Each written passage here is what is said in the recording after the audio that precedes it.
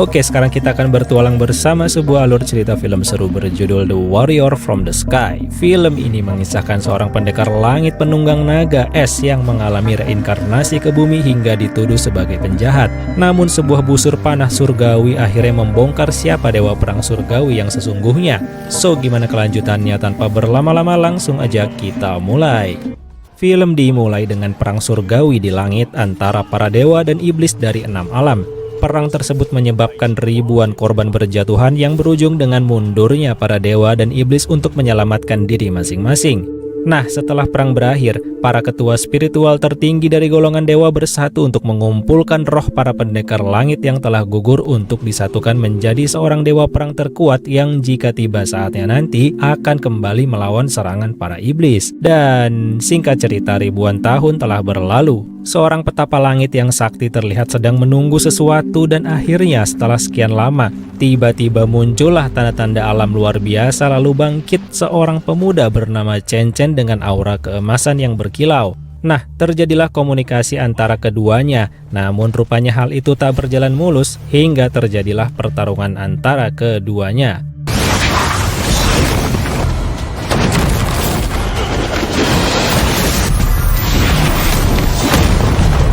Sebelum berakhir, si petapa menggunakan jurus pembongkar sukma yang dapat mengungkap seluruh reinkarnasi dari masa lalu Chen Chen. Petapa sakti tersenyum setelah mengetahui bahwa Chen Chen adalah reinkarnasi dari para pendekar langit terkuat yang bersatu, hingga dijuluki dewa perang. Namun dengan reinkarnasi yang baru saja terjadi, Chen Chen mendadak tak kenal siapa dirinya dan tak mengerti secara pasti cara menggunakan kekuatannya. Ia hanya bertarung mengandalkan insting bertahan dan menyerang. Setelah puas dengan yang dilihatnya, petapa sakti pun segera pergi meninggalkan Chen Chen sambil menjatuhkannya ke bumi. Nah, hebatnya lagi, Chen Chen bisa jatuh ke bumi tepat di air terjun di mana seorang putri raja sedang mandi. Putri raja ini bernama Yu'er. Singkat cerita, tentu Chen Chen ditangkap dan dibawa paksa menuju istana untuk dihukum.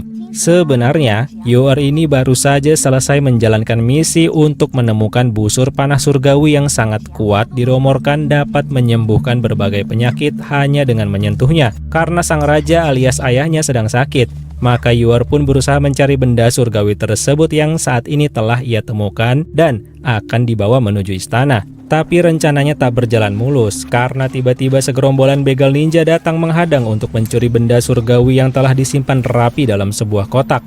Para pasukan satu persatu dihabisi seolah tak berdaya melawan para ninja. Saat kondisi makin terpojok, Chen Chen tiba-tiba tak kuasa menahan tubuhnya yang bergerak sendiri, bertepatan dengan busur panah surgawi yang langsung mendatanginya.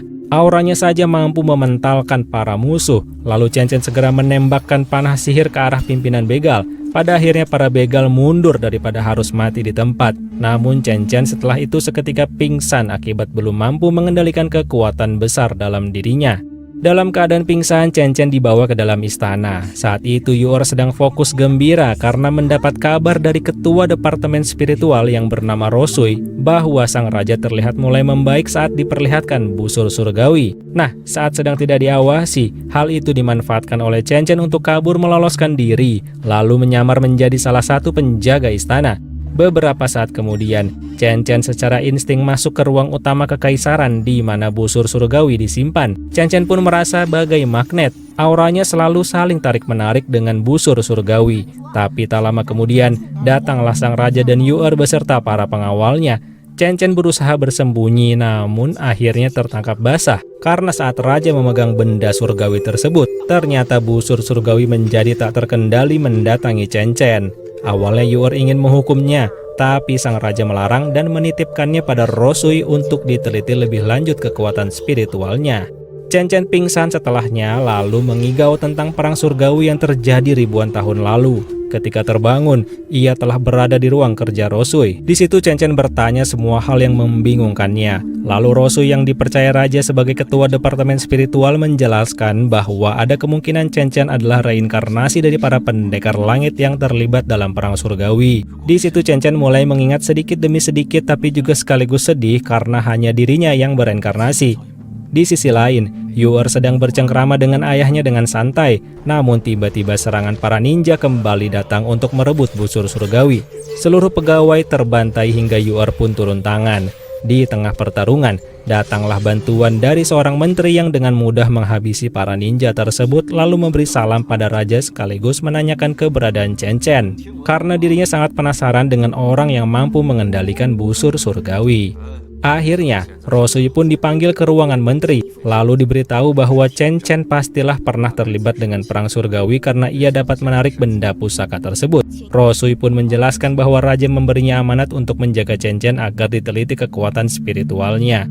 Selain itu, tanpa diduga, sang menteri juga kembali membicarakan rencana pernikahan antara Rosui dan anaknya yang akan segera diadakan esok hari. Walaupun terpaksa dan tidak menyukainya, Rosui tetap menurut karena ingin balas budi kepada menteri yang selama ini telah membantunya setelah Rosui menjadi yatim piatu. So, singkat cerita, pernikahan pun dilaksanakan. Dan saat hampir sah menjadi suami istri, tiba-tiba tanpa diduga datanglah Chen Chen yang menerobos dengan gagahnya. Di situ Chen Chen dengan tegas berkata bahwa Rosui jelas tak menyukai pernikahan ini dan jangan dipaksakan. Tentu si anak menteri mengamuk, namun jelas bukan tandingan Chen Chen yang memiliki kekuatan surgawi. Hingga akhirnya sang menteri pun turun tangan langsung untuk menghajar Chen Chen. Akhirnya Chen Chen mulai sedikit serius hingga kekuatan spiritual menteri pun habis tak berdaya, dan saat itu pula anaknya mengantar nyawa dengan menyerang Chen Chen yang terpaksa menghabisinya saat itu juga. Melihat putra kesayangannya meninggal di tempat, sang menteri hanya bisa terdiam. Tapi ternyata setelah itu sang menteri mendatangi sosok iblis bernama Xuanzu yang selama ini ia sembah, dan ia tumbalkan ribuan tahanan untuk diambil jiwanya agar Xuanzu mendapat kekuatan dewa. Sang menteri datang dengan berita kekalahan sekaligus gagal menjalankan misinya untuk membawa Chen Chen pada Xuanzu untuk diserap kekuatan surgawinya. Oleh karena itu, tanpa waktu lama sang menteri pun segera dihabisi alias diserap seluruh kekuatan spiritualnya hingga tak bernyawa lagi. Tanpa disangka-sangka, Xuanzu pun langsung turun tangan sendiri mendatangi Chen Chen, lalu bertarung dan berhasil menyerap kekuatan surgawinya, hingga Chen Chen pun tak sadarkan diri sekaligus hilanglah seluruh kekuatan spiritual yang dimilikinya. Singkat cerita, keesokan harinya saat sang raja sedang mengadakan upacara pemberkatan bagi seluruh negeri, mereka dikejutkan dengan kedatangan iblis Xuanzu beserta anak buahnya yang langsung merapalkan mantra dengan cepat dalam skala besar. Setelah itu, tanpa waktu lama, mantra tersebut menyerap seluruh kekuatan spiritual para pasukan penjaga termasuk sang raja.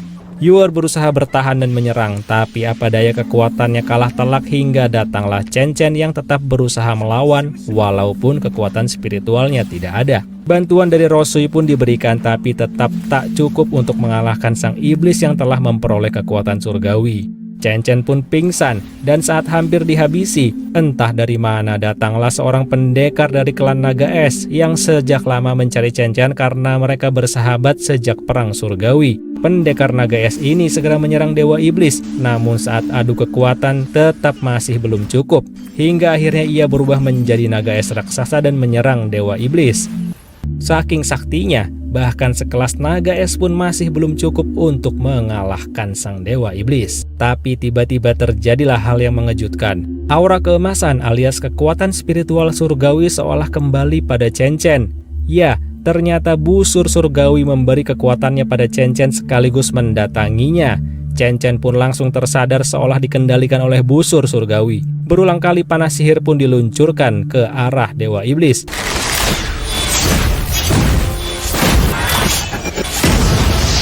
Pendekar naga pun ikut kembali membantu. Melihat hal itu, Dewa Iblis pun segera mengeluarkan wujud aslinya.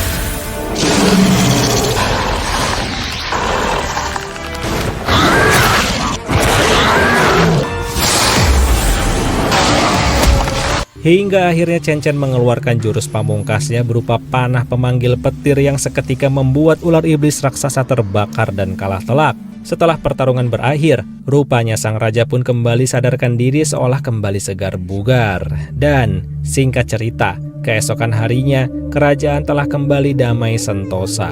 Lalu Chen Chen dan sahabat naganya pun pergi berpamitan untuk melanjutkan petualangan mereka hingga tiba-tiba film pun berakhir. So, gimana menurut kalian? Terima kasih sudah menonton dan semoga bisa dinikmati ya. Bye.